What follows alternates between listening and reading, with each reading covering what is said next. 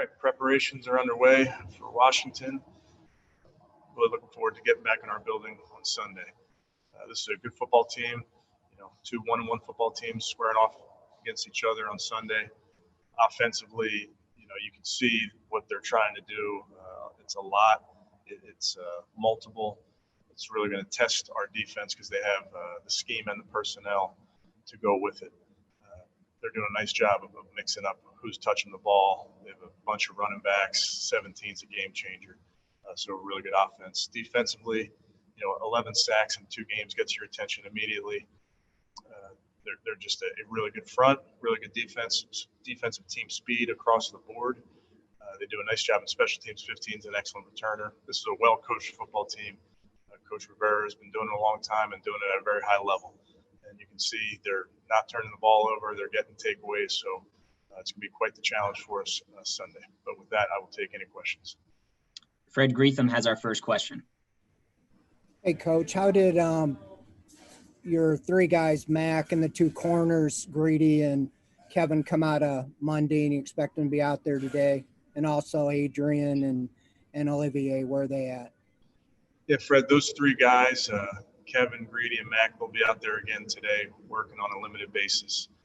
OV and AC will not be out there yet today on the practice field, I should say working, but they're still working.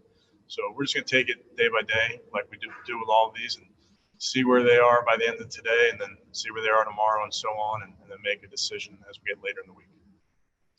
Zach Jackson, you're up. Coach, from wearing the buzzer around to taking tests every morning, the short week last week, are you finally starting to feel any sense of normalcy with the routine? And if so, can that help you, your coaches, and your players going forward? Yeah, Zach, we talk a lot about the routine and the process and making sure that you're sticking with a very sound plan for each day. So it's Wednesday. I know exactly what Wednesday should look like and feel like, and we are creatures of habit, coaches. So we're going to make sure that we stick to that process. Nate Ulrich has our next question. Hey, Kevin, wondering if you can just expound on Washington's defensive line. When you said 11 sacks really gets your attention, what makes them such a tough unit?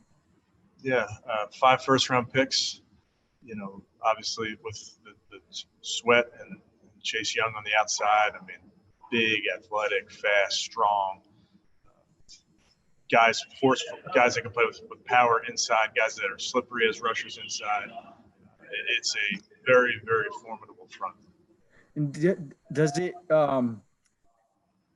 make you think about San Francisco and how that team really, with obviously Joe Woods on the staff and a team you faced, how that team really excelled up front defensively last year?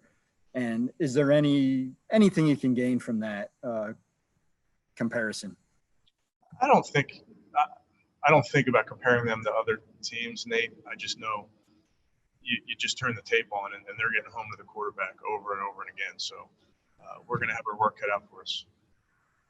Thank you, Nate. Our next question will come from Scott Petrick. Hey, Kevin, can you see as Baker gets more and more, familiar with your offense, can you see him getting more comfortable and confident, especially coming off a game like he had Thursday night? I would hope all of our players do, Scott.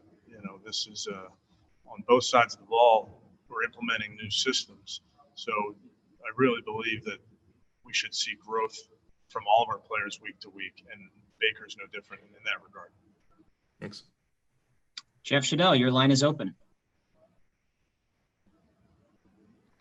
Hey, Kevin, one thing I noticed, especially in that game Thursday, Cody Parkey, some of his kickoffs didn't really get very deep, and the Bengals had good returns on that. Is that a concern, or is that something he really has to work on here in the future? Yeah, I think we're looking for our kickoff unit to be a weapon for us, and that obviously takes all 11 guys. So Cody's a big part of that. And, when we're looking to cover, we got to get those guys on the ground and use it to our advantage and play this field position game. Mary Kay Cabot, you're up. Yeah, Coach, just wondering, what kind of load in particular is Chase Young going to be for you guys? And just, to see that he ties for the team for the NFL lead with 2.5 sacks already. Does he have a pretty sophisticated array of pass rush moves? Are they moving him around a lot? And what kinds of things are you expecting from Chase Young? It's so early, in the season, early in his career, but he's played on both sides. He's gotten home. He's applied pressure even when he doesn't get home. He makes plays in the run game. He makes effort plays. He makes plays just off of size and strength and power and quickness. So I think it really runs the gamut, Mary Kay. Okay, thank you. We'll go back to Fred Greetham for our next question. Hey, Coach, you talked about Wyatt Teller the other night. What would you give the biggest, reason for his improvement? Coaching, players around him, system? I think, Fred, it's always a combination of all those things. And to Wyatt's credit, he works very hard in the weight room, on the practice field. He works at his craft. He's always getting extra. So I think that shows up. Thank you, Fred. We'll go to Tony Grossi. All right, thanks.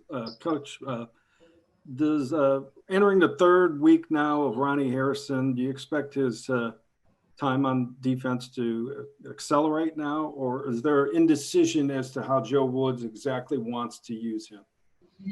Yeah, Tony, I wouldn't say there's indecision. I think with all of our players, we got to figure out what they can do and what they can do well and how they can help us. So Ronnie just showing up on campus a few weeks ago, we're definitely learning more about him as he learns more about us and our system. So we're looking to put him in places where he can help us, and I think his role will continue to grow.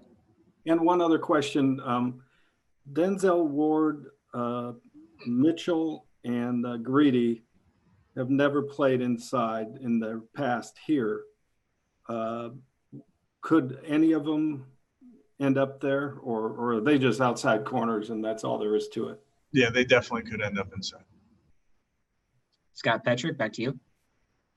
Hey, Kevin. With this Washington front, obviously that should be a challenge for Jedrick. What have you seen out of him in his first 2 games, and maybe fighting through that shin injury as well?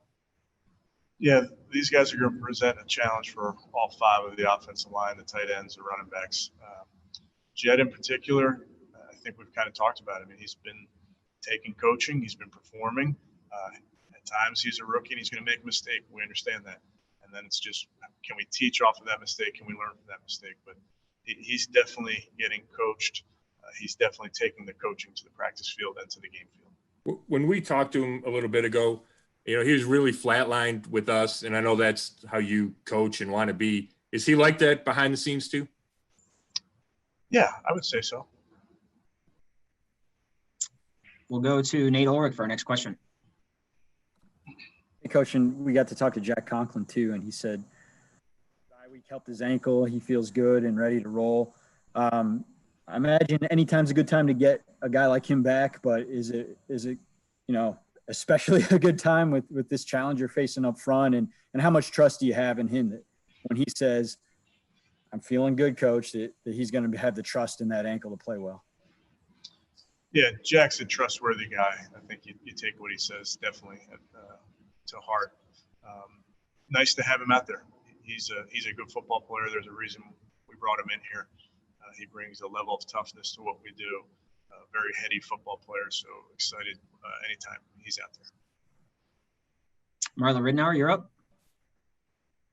Yeah, Coach, I don't know how you are as far as history of the game, but Gale Sayers, do you have any?